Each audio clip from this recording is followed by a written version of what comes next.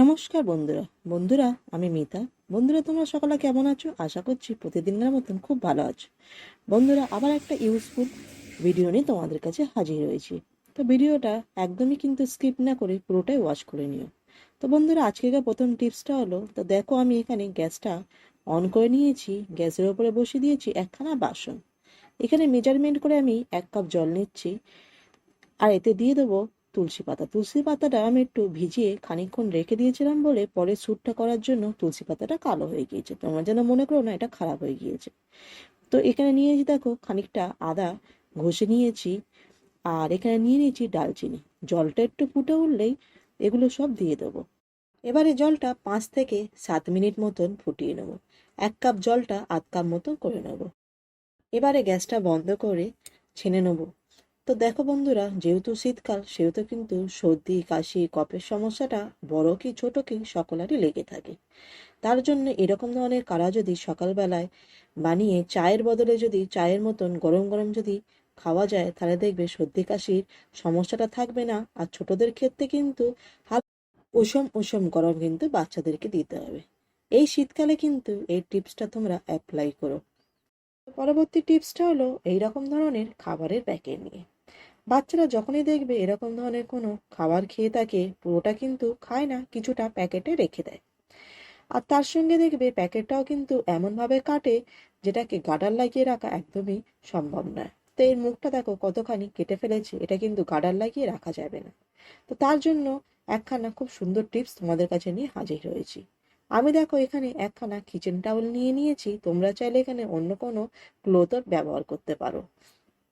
তো কিচেন টাওয়ালটা প্রথমে ভালো করে ভিজিয়ে নিচ্ছি, তারপরে কিচেন টাওয়ালের উপরে চিপসের প্যাকেটটা এইভাবে রেখে দেবো। কিচেন টাওয়ালের আদার পার্টসটা কিন্তু এইভাবে চিপসের প্যাকেটের উপরে ঢেকে দেবো। এবারে আয়রন দিয়ে 5 থেকে 6 বার এইভাবে চালিয়ে নেবো। নিলে দেখো কত সহজেই কিন্তু চিপসের প্যাকেটটা সিল হয়ে গিয়েছে। এবার এতে কোনো প্রকারের হাওয়া বাতাস কিছু ঢুকবে না, যার কারণে খাবারটাও নরম হবে না আর খারাপও হবে না। পরবর্তী টিপসটা হলো এইরকম ধরনের সুগন্ধ সাবান নিয়ে। সাবান আমরা কিন্তু সকলে স্নান করার জন্যই ব্যবহার করে থাকি। আজকের আমি সাবানের যে টিপসটা তোমাদের সঙ্গে শেয়ার করব একদমই কিন্তু অন্যরকম টিপস। তো তার জন্য দেখো সাবান আমি এখানে নিয়ে নিয়েছি। সাবানের প্যাকেট থেকে দেখো আমি সাবানটা প্রথমে তোমাদেরকে বার করে দেখে দিচ্ছি। এবারে সাবানটাই প্যাকেটের ভিতরে ঢুকিয়ে নেব। প্যাকেটটা কিন্তু এভাবে খোলা রাখতে হবে। তো দেখো এটা কোথায় ব্যবহার করতে হবে। আলমারিতে দেখবে কাপড় জামা বেশ কিছুদিন রাখলে কাপড় জামাতে একটা ব্যাড স্মেল এসে থাকে। তার সঙ্গে কাপড় জামাতে দেখবে ফাঙ্গাল ধরার কারণে ছোট ছোট পোকা হয়ে থাকে। তো তার কারণে দেখবে জামা কাপড়গুলো খারাপ হওয়ার সম্ভাবনাও থাকে।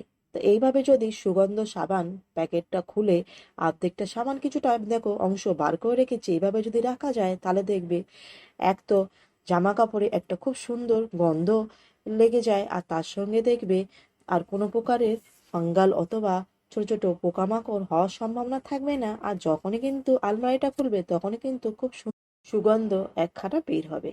তো আশা করছি টিপসগুলো তোমাদের ভালো লাগবে। যদি ভালো লাগে বন্ধুরা একখানা লাইক করো, বন্ধুদের সঙ্গে শেয়ার করে নিও, নতুন বন্ধুরা কিন্তু চ্যানেলটাকে সাবস্ক্রাইব করে নিও। পরবর্তী টিপসটা হলো এইরকম ধরনের কড়াই নিয়ে। কড়াইতে যখনই আমরা তরকারি বানিয়ে থাকি কড়াটা সাইডে নামিয়ে রেখে দেওয়া হয়, তো কড়ার তরকারিটা ঠান্ডা হওয়ার জন্য। যেমন দেখো এখানে আমি লুচি ভাজার পরে এই এতখানি তেল বেঁচে গিয়েছে, এই তেলটা আমি ঠান্ডা করার জন্য কড়াইতেই রেখে দেবো, আর কড়াটা নিচে নামিয়ে রেখে দেবো। কড়াটা কিন্তু নিচে রাখার জন্য চাই একখানা স্ট্যান্ড। অনেক সময় দেখবে আমাদের অনেকের বাড়িতে স্ট্যান্ড থাকে না।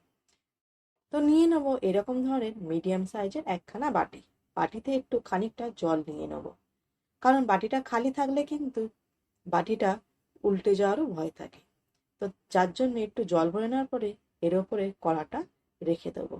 বাটিটা কিন্তু স্ট্যান্ডের কাজ করবে। এবার তেলটা ঠান্ডা হয়ে গেলে তেলটা আমি অন্য জায়গায় ঢেলে নেব।